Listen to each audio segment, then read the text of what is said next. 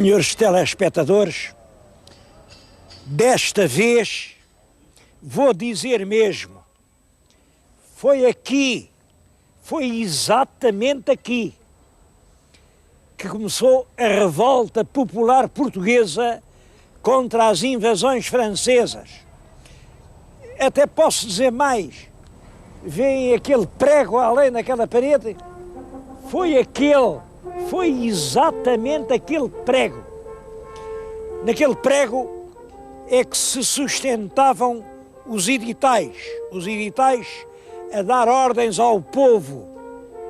Ora, no dia do Corpo de Deus, 1808, portanto, dia 16 de junho, dia de missa solene, vinha o Sr. Coronel José Lopes de Sousa. O Sr. Coronel Lopes de Sousa era um coronel Tavira, um coronel importante, estava casado aqui em Olhão e estava a Ares, tinha vindo aqui a Ares, passaram uns tempos e veio à missa.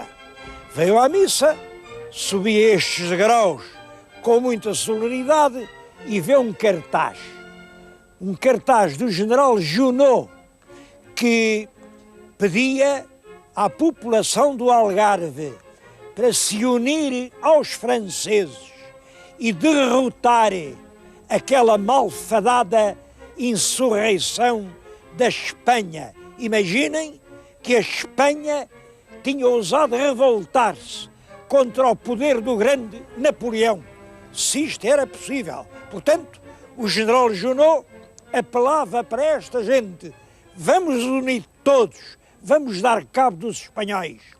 Bom, e o edital estava além, pendurado naquele prego, e em frente, no compromisso, estavam muitos marítimos, gente pobre, olhavam para o papel, quando viram passar o coronel, olhavam para o coronel e para o papel, a ver, vamos lá ver o que é que o coronel faz ao papel.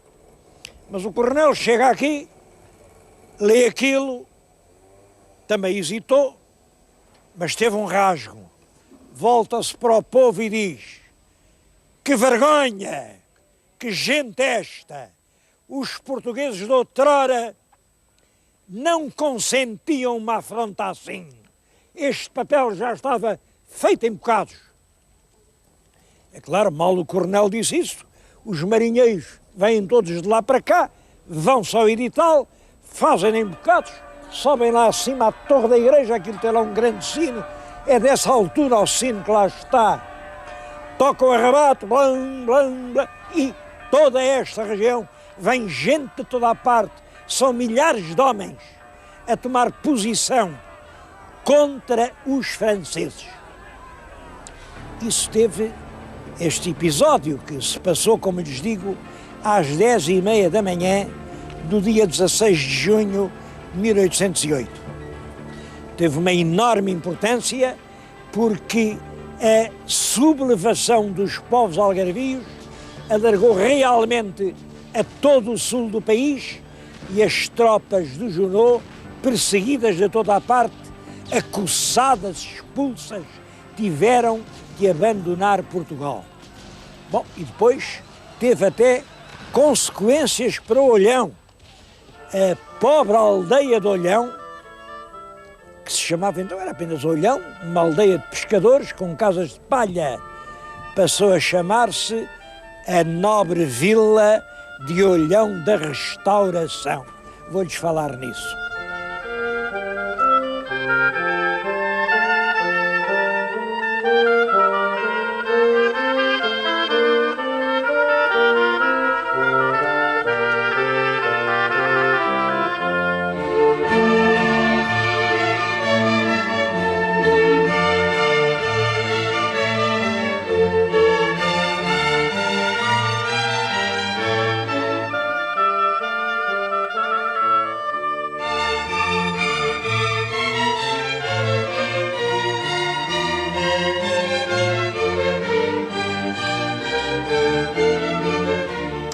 Logo que os franceses foram expulsos do país, houve aqui em Olhão uma enorme alegria.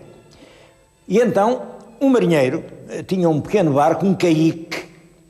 Nós não sabemos como era o caique, mas estou a falar-lhes junto do modelo do que poderia ser um caique. Este é um barco de 22 metros. Talvez o caique que foi ao Brasil fosse menor, porque a tripulação eram três marinheiros e um mestre.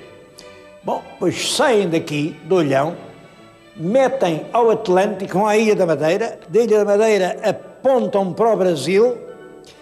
É certo que eles não tinham mapas, não tinham nenhum instrumentos de navegação, navegavam naturalmente, guiando-se pelos astros, enganaram-se, foram parar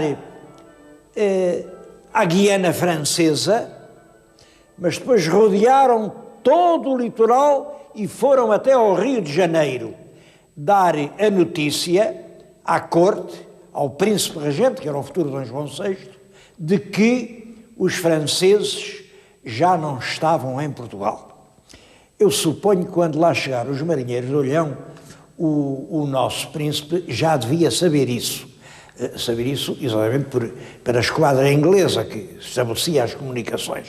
Em todo caso, no Rio de Janeiro ficaram assombrados quando viram um barco tão pequeno, com aquela tripulação, imaginem, 3 marinheiros e um mestre, atravessar o Atlântico.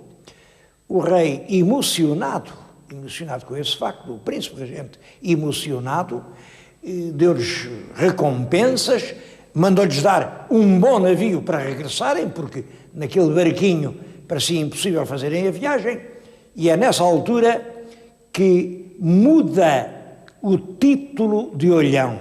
Em vez de aldeia, passa a vila e passa a ter um sobrenome, Olhão da Restauração. Estou-lhes a contar isto aqui num pequeno museu, com embarcações, com muitas outras coisas, que está num lugar que é extremamente curioso. A Casa-Museu de João Lúcio.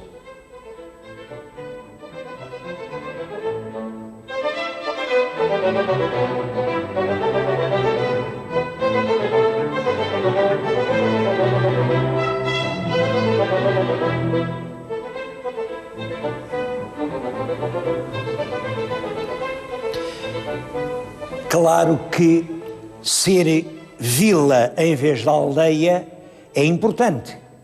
Bom, mas o título não conta muito. E os habitantes da terra depressa se deram conta disso.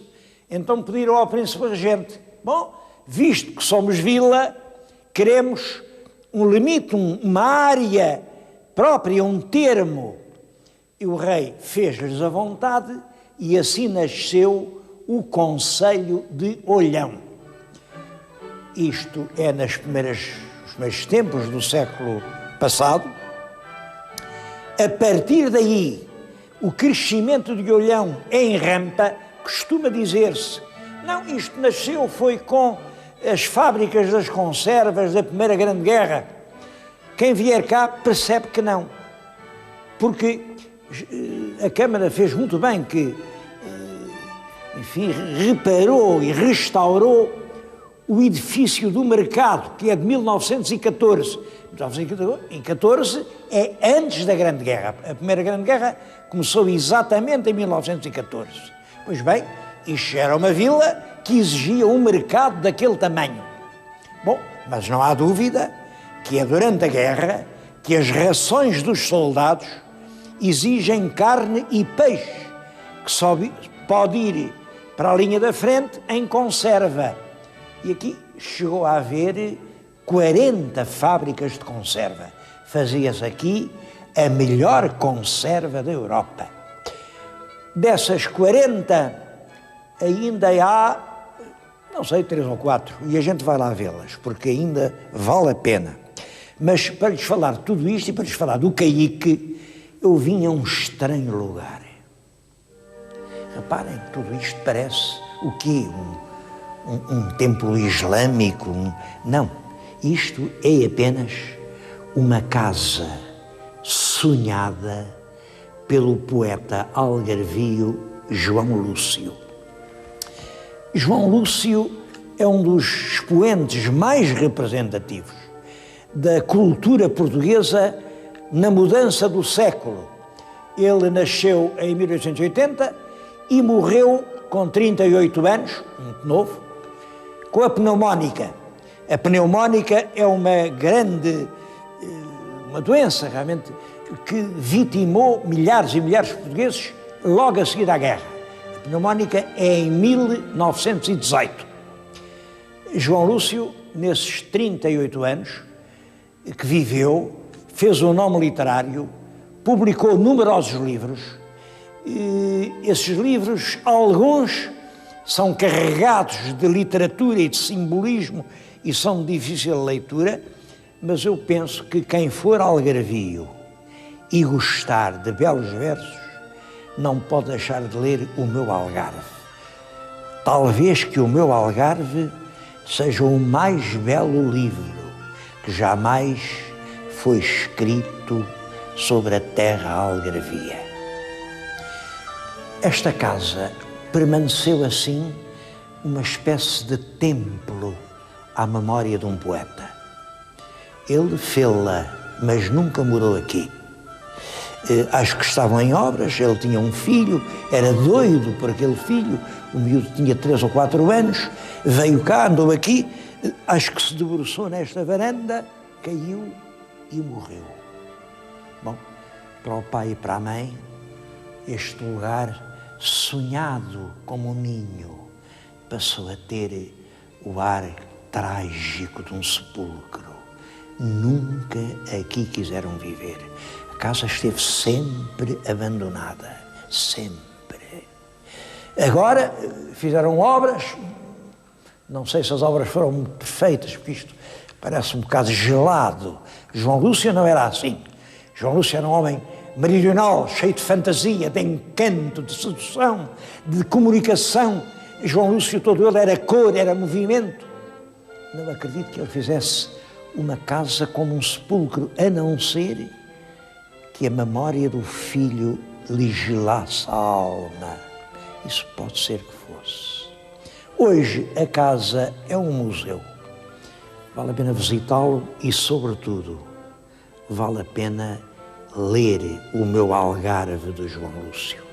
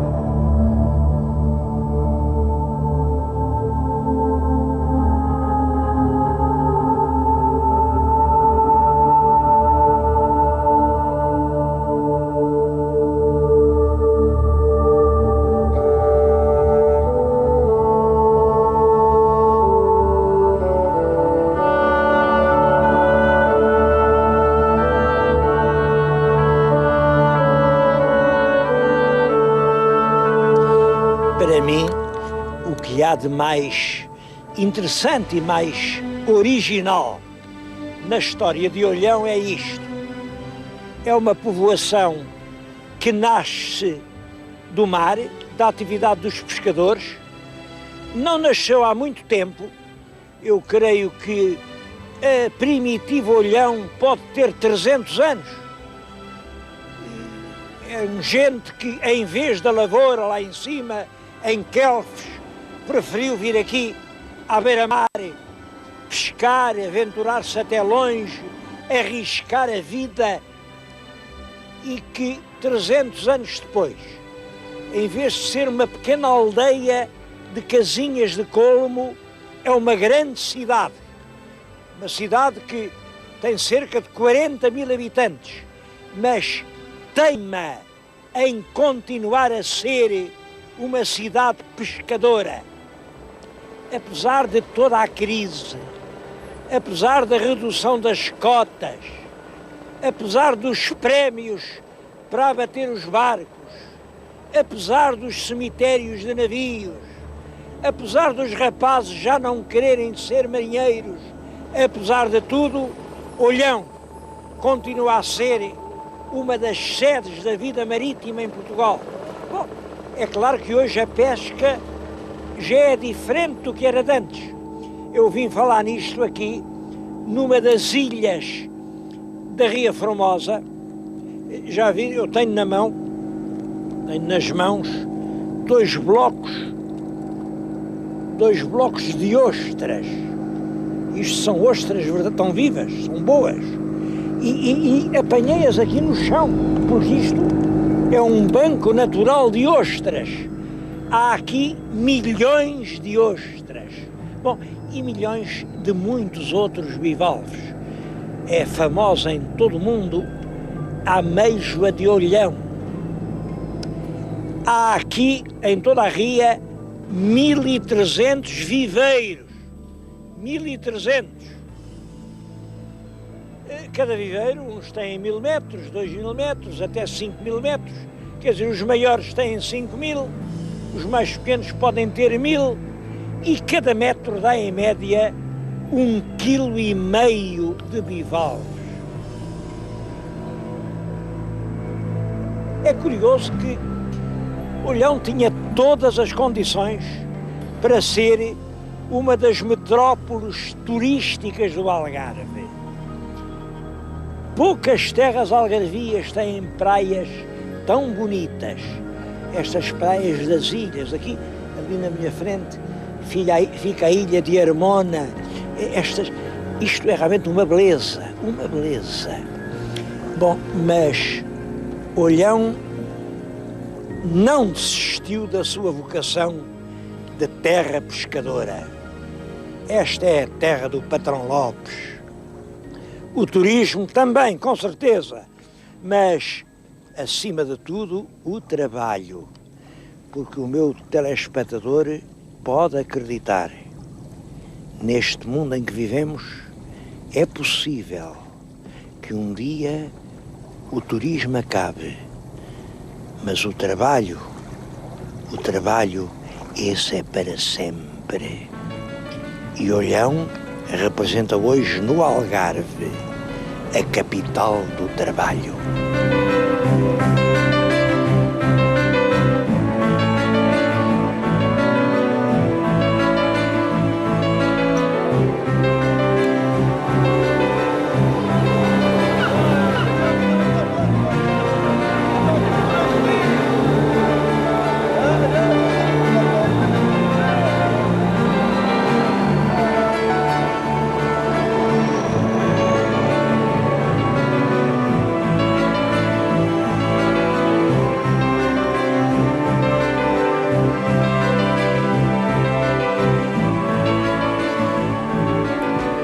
Com a pesca relaciona-se diretamente à atividade conserveira, que é claro que as conservas de peixe são feitas com o peixe que os pescadores trazem.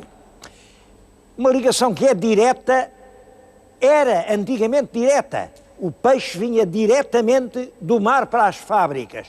Hoje nem sempre é assim. Estou-lhes a falar numa fábrica moderna.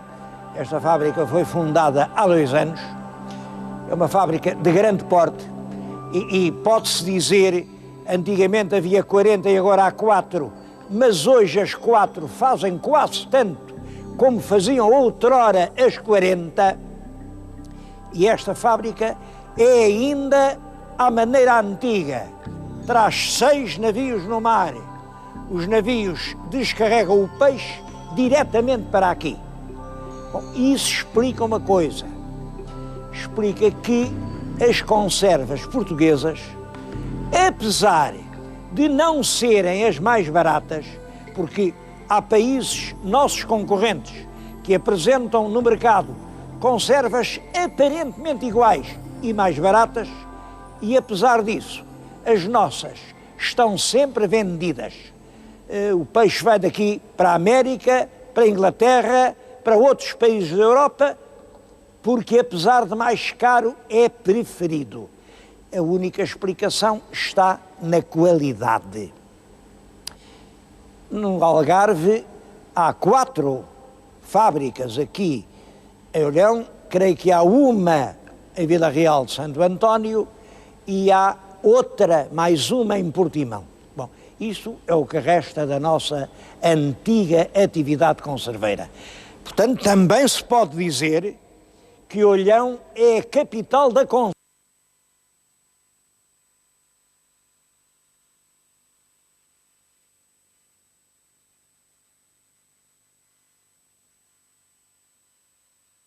Olhão mantém-se profundamente ligada ao trabalho e ao mar. Claro que o futuro das conservas, o que é que podemos dizer?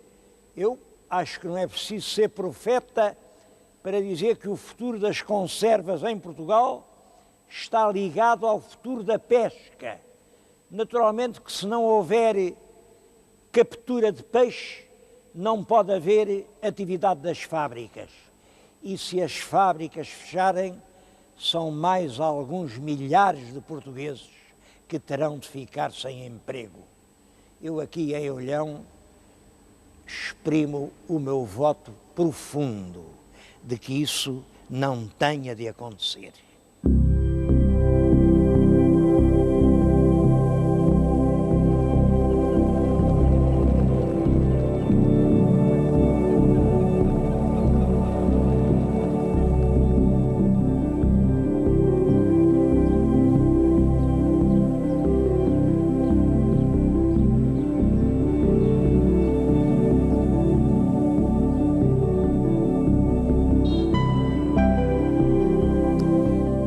Mas um programa sobre Olhão ficaria necessariamente incompleto se eu não fizesse uma referência ao patrão Joaquim Lopes. Este é o famoso patrão Lopes, conhecido em todo o país. Ele nasceu aqui em Olhão, nasceu em 1800 e morreu em Paços de Arcos em 1890, portanto, acompanhou o século inteiro. Durante o século XIX, a ideia de heroísmo ligava-se à ideia de patrão Lopes, a ideia de altruísmo, de dar a nossa vida pela vida alheia, ligava-se à ideia de patrão Lopes. Hoje, todos os olhanenses têm orgulho em que este homem tenha nascido na sua terra. Está este busto, como veem, está com o peito aqui coberto de medalhas, medalhas dadas por vários países do mundo, e tinha mais. Ele tinha, além destas, mais 3 medalhas de ouro dadas pelo governo inglês. Mas essas, na altura do ultimátum, ele foi à Embaixada de Inglaterra e devolveu-as, dizendo: não aceito prémios de uma nação que injuria o meu país. Era um homem de uma grandeza de alma excepcional. Eu queria contar isto. Acho que isto ainda hoje vem tão a propósito. Ele, apesar dessa glória toda, destas medalhas, ganhava miseravelmente. Tinha um ordenado de remador, portanto, vivia na miséria. É claro que foram logo os jornalistas a puxar-lhe pela língua, a dizer: então o senhor acha bem que um homem que tem salvado tantas vidas, o governo, não, a tirarem partido político, a quererem pô-lo contra o governo? E o patrão Joaquim Lopes respondeu-lhes: um peito que guarda sentimentos tão grandes não tem lugar para sentimentos pequenos. Que bom que todos hoje nós pudéssemos dizer isto.